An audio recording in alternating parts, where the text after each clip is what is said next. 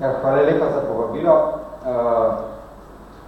Strokovne osnove, strategije, operativni programi, platforme, nacionalni programi, en je ta trenutek v pripravi, preprečevanje nastajanja odpadkov, so definitivno pomembne. Ne smemo pa na drugi strani pozabiti tudi na konkretne aktivnosti, da ne bomo ostali tako kot mogoče na drugih področjih z popolnimi programi, na terenu pa situacija taka, kot je bila. Zato je ta prispevek snage gre bolj v drugo smer in je v bistvu zelo operativen. Mi smo se odločili, da ne bomo čakali. Ne na programe, ne niti na platforme, ampak da nekaj naredimo.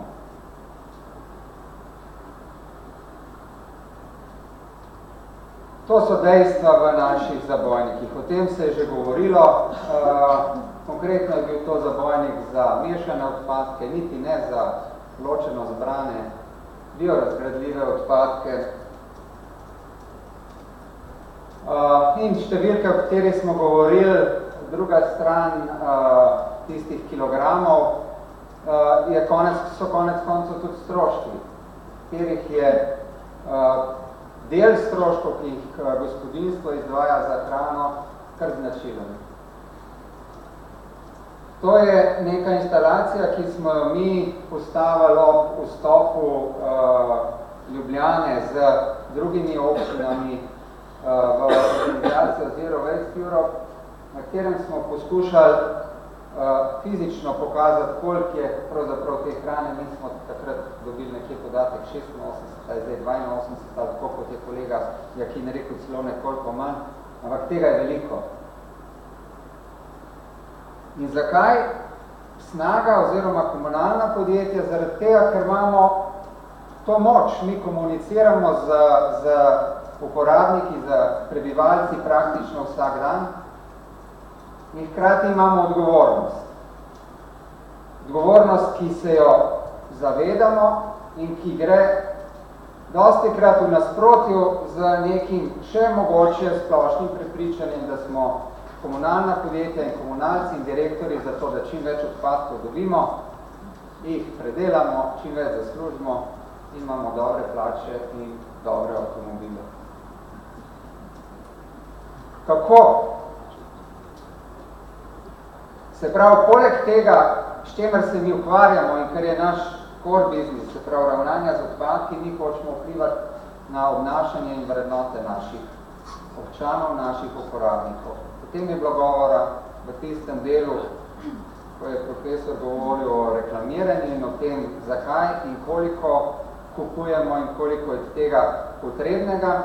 In tukaj naslavljamo točno te točke, ali dejansko kupujemo tisto, kar je potrebno.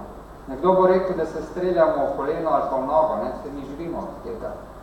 Ampak vemo in zavedamo se, da na dolgi rok ta zadeva ne pije vode.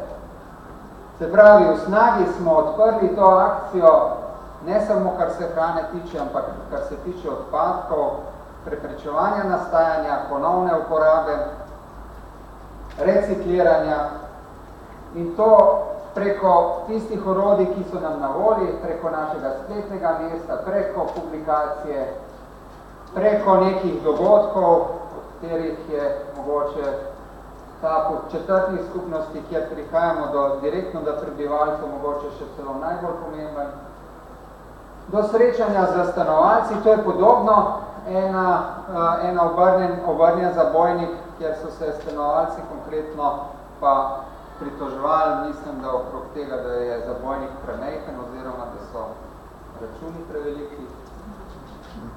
Preko družabnih obrežij.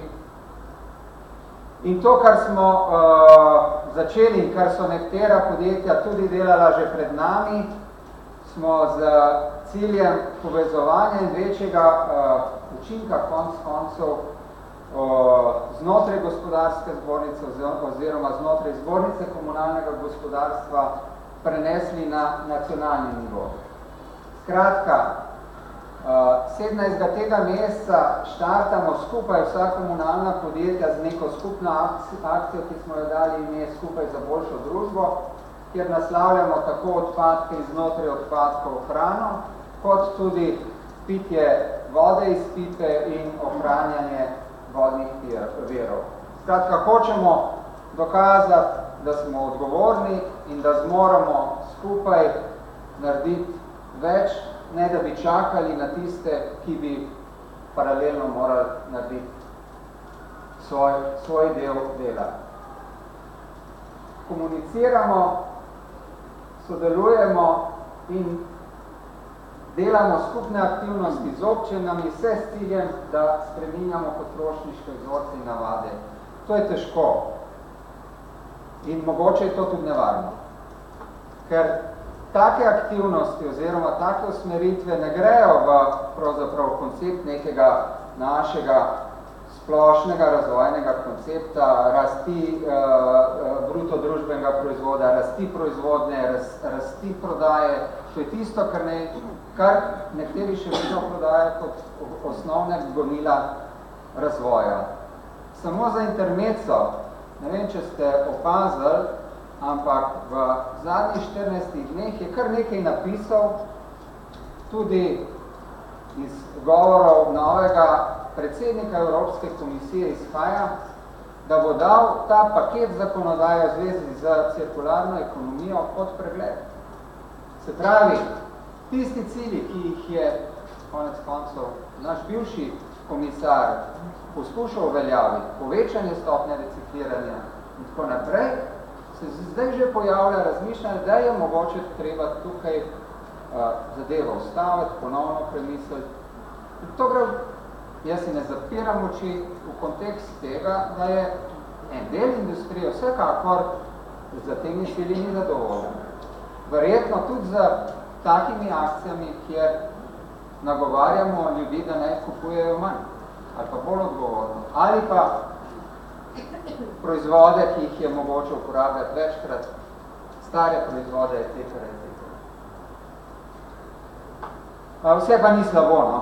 Tudi profesor je rekel, da smo v linearni družbi, jaz mislim, da nismo še v krožni družbi, ampak vsaj malo se je pa že obrnali. In to pa po moje nam tudi manjka, da tudi takrat, ko smo na nekem področju dobri, da se premalkrat pohvalimo. Ja, rezultati, statistike so napake v tem, ampak podatki Eurostata kažejo, da smo po stopnji recikliranja v evropskem vrhu.